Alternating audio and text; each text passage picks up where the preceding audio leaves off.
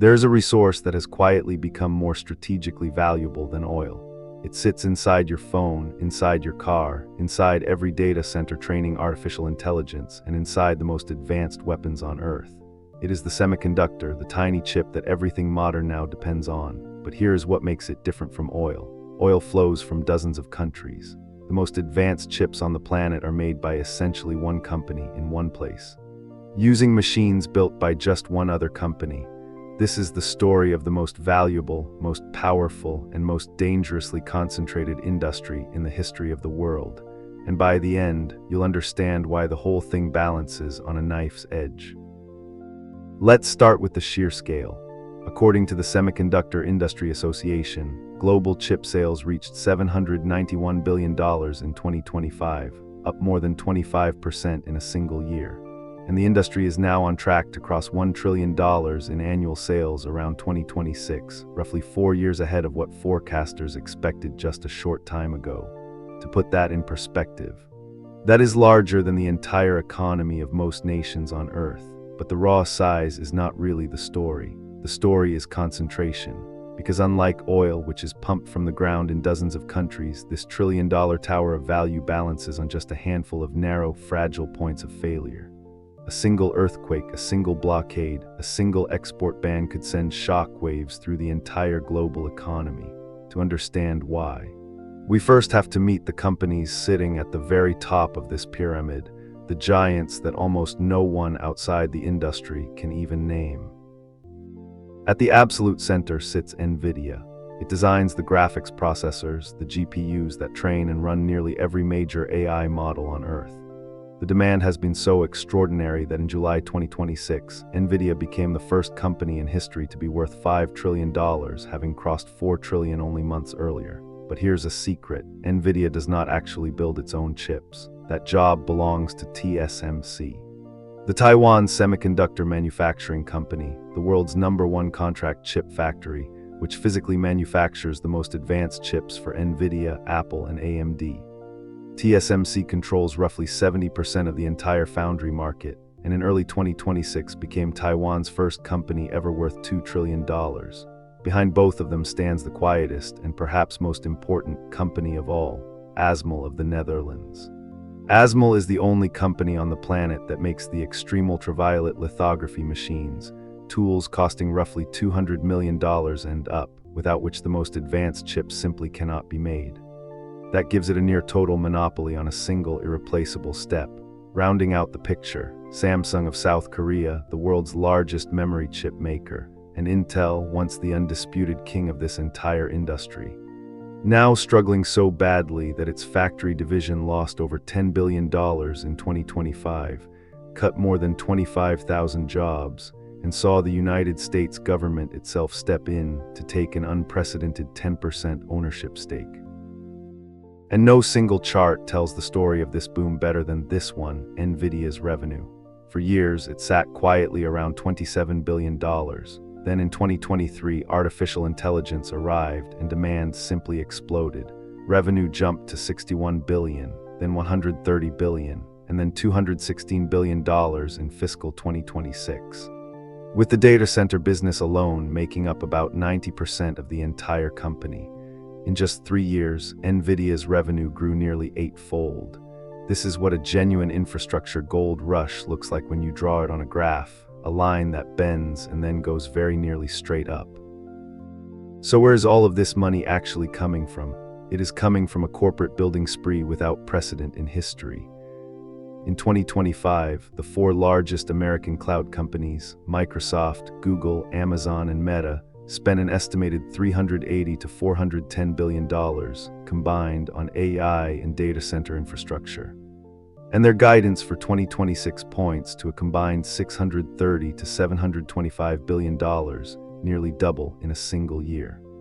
On top of those ordinary corporate budgets sit staggering megaprojects like the $500 billion Stargate initiative, announced by OpenAI, SoftBank, and Oracle. Think for a moment about what that actually means. Some of the richest, most powerful companies on Earth are, right now, locked in an arms race to build the physical foundations of artificial intelligence, vast warehouses filled with humming computers. and every single one of those dollars, at the very end of the chain, buys chips. That is the demand engine driving everything you have seen so far and everything that comes next. For investors, the ride has been almost unbelievable. Adjusted for its stock splits, NVIDIA traded for under $3 a share back in 2016. By the end of 2025, it was worth over $186, a gain of more than 6,000% in less than a decade. $1,000 invested back then would have become more than 60,000. But look carefully at this line and notice the stumble right here in 2022. When the stock lost roughly half of its value, because for all of NVIDIA's dominance, this is still fundamentally the semiconductor industry, and semiconductors have always moved in brutal, unforgiving cycles of boom and bust. Remember that dip. It matters for the end of this story. Now we come to the fragility, the part almost no one talks about. The entire glittering AI economy rests on two single points of failure. The first is Taiwan. Analysts at the Council on Foreign Relations and the U.S. International Trade Commission estimate that over 90% of the world's most advanced chips are manufactured on that one island, almost all of them by TSMC. That is why the narrow strip of water called the Taiwan Strait is considered one of the most dangerous flashpoints on the entire planet. Bloomberg Economics estimated that a war over Taiwan could cost the global economy around $10 trillion, roughly 10% of the world's entire output. The second choke point is ASML monopoly. Since 2019, the Dutch government has banned the sale of those critical extreme ultraviolet machines to China, cutting the world's second largest economy off from the cutting edge. All of this has turned chips into raw geopolitics. America's Chips and Science Act committed $52 billion to bring chip-making back onto U.S. soil, helping fund TSMC $165 billion factories in Arizona. Washington then restricted advanced AI chip sales to China, even striking an unprecedented deal in which NVIDIA agreed to hand the U.S. government 15% of its China chip revenue in exchange for export licenses. And China retaliated with its own choke point, restricting exports of gallium, germanium, and the rare earth minerals that it dominates. This is no longer just business. It is a slow-motion economic war. And Asia is the beating heart of all of it. Taiwan makes the logic chips. South Korea supplies the memory. And the breakout story of the last 2 years is a company called SK Hynix, which dominates high-bandwidth memory, the specialized chips that AI processors absolutely require. SK Hynix sold out its entire production to NVIDIA through 2026, grew its revenue almost 200% in a single quarter, at an astonishing 72% operating margin, and crossed a $1 trillion valuation, at one point becoming worth more than its old rival Samsung. Japan, determined not to be left behind, is pouring government money into a national champion called Rapidus, aiming for 2-nanometer chips by 2027. And China, cut off from the best machines, is racing for self-sufficiency through companies like SMIC and Huawei. Though it remains capped by its inability to make enough advanced memory, the stock markets tell the whole story. South Korea's main index nearly doubled, and Taiwan's rose about 60% in the first half of 2026 alone. And here, once more, is the company at the physical center of the modern world, TSMC. Its revenue climbed from about $48 billion in 2020 to roughly $122 billion in 2025. But look closely at that dip right here in 2022 into 2023. That was a real, painful downturn, the moment when the world briefly had too many chips and demand cratered. It is a quiet but crucial reminder. Even the undisputed king of chip making is not immune to the cycle, which brings us to the single biggest question of all. Is all of this a genuine revolution or a bubble about to burst? The optimists, led by NVIDIA's own Jensen Huang, call this the largest infrastructure build-out in human history. And crucially, they argue it is backed by real, wildly profitable trillion-dollar companies with genuine cash flows, not the revenue-less startups that defined the dot-com crash of the year 2000. But the warnings are growing louder. And they are coming from the most serious institutions in all of finance. The Bank of England and the International Monetary Fund have both cautioned that AI valuations now echo that dot-com peak. A Deutsche Bank survey named AI valuation risk the single biggest threat to markets in 2026. and the famed investor Michael Burry, the man who predicted the 2008 housing crash, compared the current rally to the final. Frenzied months of the 1999 bubble. Critics point to two specific dangers. The first is concentration.